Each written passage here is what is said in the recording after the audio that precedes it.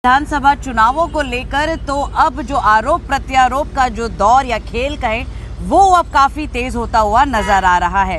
हर party के अपने मुद्दे हैं। आज हमने देखा कि बीजेपी आम आदमी पार्टी पर पलटवार करती हुई वार करती हुई नजर आई। जिस तरीके से अमृतसर में बाबा साहेब की मूर्ति को तोड़ने की जो कोशिश थी वो की गई थी, तो उसको लेकर बीजेपी जो है अब आक्रामक रूप से आम आदमी पार्टी के सामने आई है और उनसे कह रही है कि उन्हें माफी मांगनी चाहिए। इस पर ज्यादा चर्चा करने के लिए हमारे साथ मेहंदी हैं जो बीजेपी लगातार कवर कर रही है। मेहंदी, आज तमाम जितने उम्मीदवार थे दिल्ली विधानसभा चुनावों के, खास तौर से जो आरक्षित सीटें हैं दिल्ली विधानसभा में, आपको बता दें कि 12 ऐसी सीटें हैं जो आरक्षित सीटों में आती हैं।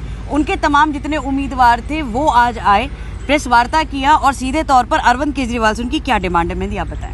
बिल्कुल मोनिका, देखिए हमने पहले भी चर्चा की थी कि लगातार दिल्ली चुनावों में अब जो दलित एंगल है वो कहीं ना कहीं बढ़ता हुआ दिखाई दे रहा है और बीजेपी इस एंगल को कहीं छोड़ती हुई भी नजर नहीं आ रही है, क्योंकि आज सुबह सुबह का ही वक्त था जब बीजेपी के जो कैंडिडेट्स हैं, जो आरक्षित सीटें हैं वो 12 सीटें हैं, लेकिन बीजेपी के जो दलित चेहरे हैं वो 14 सीटों पर चुनाव लड़ रहे हैं। यानी कि 2 जो जनरल कैटेगरी की सीटें हैं उस पर भी 2 दलित चेहरों को उतारा गया है बीजेपी की तरफ से। एक सीट बल्ली मारान है और एक सीट मटिया महल है।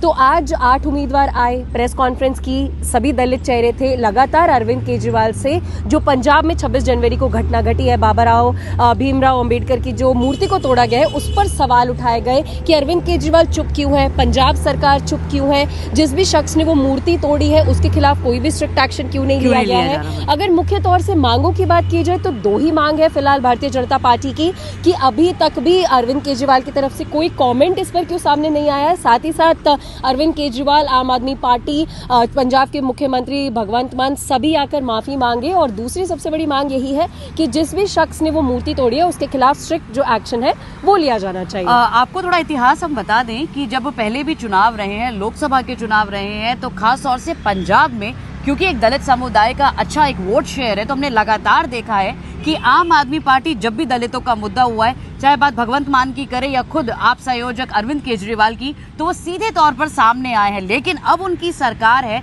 और उनकी सरकार के अगर टेन्योर में अगर ऐसी कोई वारदात सामने आती है, ऐसी कोई हरकत सामने आ रही है, तो सवाल तो लाजमी है कि उठेंगे और विपक्षी इस पे अब उनको छोड़ना भी नहीं चाह रहा है। बात की जाए खास तौर से बीजेपी और आम आदमी पार्टी एक दूसरे को कई मुद्दों पर लगातार घेर रहे हैं, ये हम देख रहे हैं। अभी हमारा जो फोकस है मेहंदी वो दलित समुदाय के ऊपर ही है, लेकिन क्योंकि हमने ये भी देखा है कि दलितों को लेकर अरविंद केजरीवाल तो काफी प्रखर रूप से सामने आते हैं, तो क्योंकि अब अपनी सरकार है तो अब आप चुप रहेंगे, अब आप कुछ बात नहीं करेंगे। ये कैसा आपका डबल स्टैंडर्ड सामने निकल के आ रहा है? बिल्कुल, ये डबल स्टैंडर्ड है और डिप्लोमेसी भी इसे कह सकते हैं, क्योंकि चाहे वो सिर्फ दलितों का मुद्दा ही ना हो, चाहे वो पराली जलाने का भी मुद्दा हो। जब पंजाब में सरकार नहीं थी तब सबसे बड़ा फैक्टर था कि पंजाब को कोसा जाता था।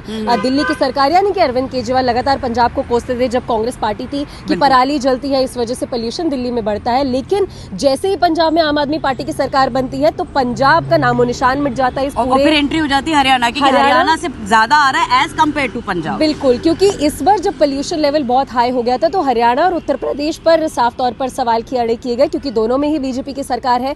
पंजाब में साफ तौर पर उन्होंने आंकड़े भी जारी किए कि पंजाब में जो पराली जलने की संख्या है वो भी कम हो गई है। तो ऐसे आंकड़े सामने आए तो कह सकते हैं कि अगर आप एक ही पार्टी के हैं, 2 राज्य हैं, तो कहीं ना कहीं अगर गलतियां भी हैं तो वो गायब की जा सकती है। तो वो कहीं ना कहीं पंजाब और दिल्ली में देखा गया पराली की वजह से या पोल्यूशन की वजह से। सेम मुझे लगता है कि दलित में भी यही हो रहा है। जैसे हमने आपको पहले भी बताया था कि दलित जो है, अगर दिल्ली की खास तौर से बात की जाए तो 28 लाख के करीब यहाँ पे जो मतदाता है वो दलित जो मतदाता है उनका अकाउंट है यहाँ पर। ऐसे में हर पार्टी उनको अपनी तरफ करना चाहती है। पहले हमने देखा था कि जो दलित जो वोट डालता था वो डालता था कांग्रेस को, लेकिन अब कांग्रेस से शिफ्ट ऑन होके वो आ गया है आम आदमी पार्टी पे।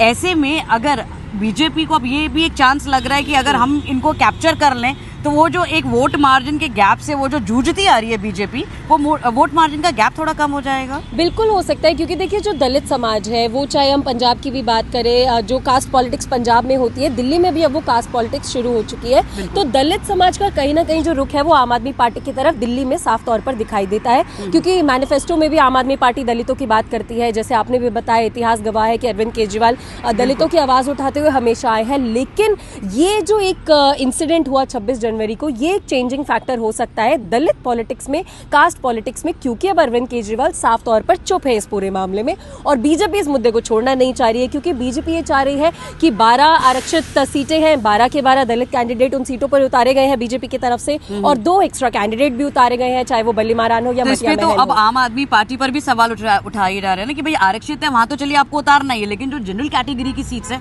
वहां भी आप कोई दलित का चेहरा सामने लेकर नहीं आ पा रहे। बिल्कुल, ये सवाल तो उठ ही रहा है जो बीजेपी उठा रही है, लेकिन दूसरा सवाल ये भी है कि राज्यसभा में आम आदमी पार्टी का कोई भी दलित चेहरा क्यों नहीं है। जब अरविंद केजरीवाल ने, आम आदमी पार्टी ने एक दावे किए थे कि जितनी बड़ी प्रोफाइल्स हैं, जितनी बड़ी हायरार्की है, उसमें भी दलित चयनों को जो है वो शामिल किया जाएगा, और चाहे यहाँ वो तक कि राज्यसभा ये हो। तक भी साफ कर दिया था मेहंदी की मुख्यमंत्री जो होगा वो भी हम दलित लेकर आएंगे सामने। तो अब तो वो मुख्यमंत्री की रेस में भी अब दूर दूर तक नहीं आ रहे, वो तो अपना चेहरा प्रोजेक्ट कर रहे बैठे हुए हैं। बिल्कुल, देखिए क्योंकि अभी वो पूर्व मुख्यमंत्री है बेशक, लेकिन उनके भी जितने पार्टी लीडर्स हैं उनके मुंह से भी मुख्यमंत्री अरविंद केजरीवाल ही निकलता है। तो ये तो साफ है कि अरविंद केजरीवाल मुख्यमंत्री चेहरा है, मुख्यमंत्री चेहरा थे और मुझे लगता है आने वाले समय में भी आम आदमी पार्टी से मुख्यमंत्री चेहरा वही रहेंगे। तो कहीं ना कहीं बहुत ज्यादा विरोधाभास दिखाई देता है अरविंद केजरीवाल की कथनी और करनी में, क्योंकि दलितों की आवाज उठाते हैं, लेकिन जब ऐसा इंसिडेंट हो जाता है तो चुप्पी साध लेते हैं। पंजाब से जुड़ा मामला होता है तो आम आदमी पार्टी सरकार होने की वजह से चुप्पी साध लेते हैं। लेकिन अब तो चलिए ठीक है, बीजेपी और आम आदमी पार्टी हम लगातार देख रहे हैं कि वो एक दूसरे पर कम से कम एक्टिव तो दिख रहे हैं, लेकिन यहाँ पे जो मुद्दा संविधान का, दलितों का, पिछड़ों का, कांग्रेस के जो शीर्ष नेतृत्व, अगर राहुल गांधी की ही बात की जाए मेहंदी, तो वो तो लगातार उठाते आ रहे हैं, लेकिन ऐसे मुद्दे जब होते हैं तो वो शांत हो जाते हैं। ऐसे में अब ये सवाल भी तो उठता है कि भाई आप अगर उनके खिलाफ लड़ रहे हैं तो इस मुद्दे पर आप दिल्ली विधानसभा चुनाव में कहाँ हैं, आप चुप क्यों हैं? बिल्कुल, देखिए कांग्रेस अगर दिल्ली चुनावों में देखा जाए तो काफी ज्यादा कम भी है, क्योंकि शीर्ष नेतृत्व नहीं दिखाई दे रहा है।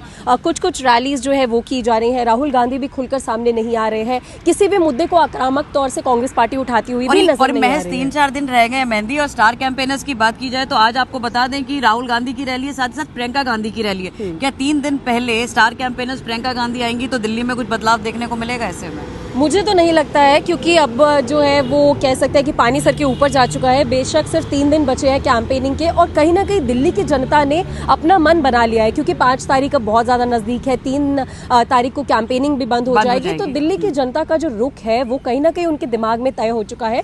कांग्रेस पार्टी एक बार फिर से लेट लतीफ होती हुई और ये लग रहा है कि जो दिखाई दे रही मुद्दे आप उठाते हैं वो मुद्दे दूसरे तो इनकैश कर लेते हैं, लेकिन जब आपके उठाने की बारी आती है तो आप कहीं ना कहीं स्टेप बैक हो जाते हैं। तो ऐसे में फिर खामियाजा फिर कांग्रेस को ही उठाना पड़ेगा, क्योंकि आप दलितों के लिए आगे नहीं आ रहे। बिल्कुल, और ये तो आपका वोट बैंक है मेहंदी, ये तो बहुत बड़ा वोट बैंक है, बहुत बड़ा वोट बैंक है। साथ ही साथ मुझे लगता है कि एक विरोधाभास या फिर अगर कांग्रेस के स्टैंड की बात की जाए तो वो कहीं ना कहीं क्लियर नहीं है, क्योंकि लोकसभा चुनाव कांग्रेस और आम आदमी पार्टी एक साथ लड़ती है, विधानसभा चुनावों में अलग अलग लड़ने की बात करती है। तो इंडिया अलायंस में तो फिलहाल वो दोनों साथ में ही है, तो विधानसभा में दोनों एक दूसरे के आमने सामने खड़े हुए हैं। तो कहीं ना कहीं मुझे लगता है कि कांग्रेस पार्टी और आम आदमी पार्टी का जो स्टैंड है वो बहुत से मुद्दों को लेकर क्लियर नजर नहीं आ रहा है। फिलहाल क्लियर नजर नहीं आ रहा है। जाहिर सी बात है, कुछ ऐसी ही चर्चा दिल्ली विधानसभा चुनावों को लेकर मैं आपके साथ आती रहूंगी अपने सहयोगियों के साथ। वो ज्यादा आपको एक विस्तार पूर्वक पूरी कहे तो बातें भी बताएंगे, जैसे भी मेहंदी ने पूरा बताया कि वोट शेयर्स पर किन मुद्दों पर कौन सी पार्टी खरी उतर रही है और कहां वो जाके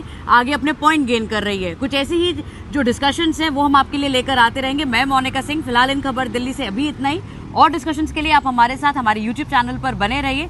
ऐसी ही कुछ और मजेदार चर्चा हम आपके लिए लेकर आते रहेंगे।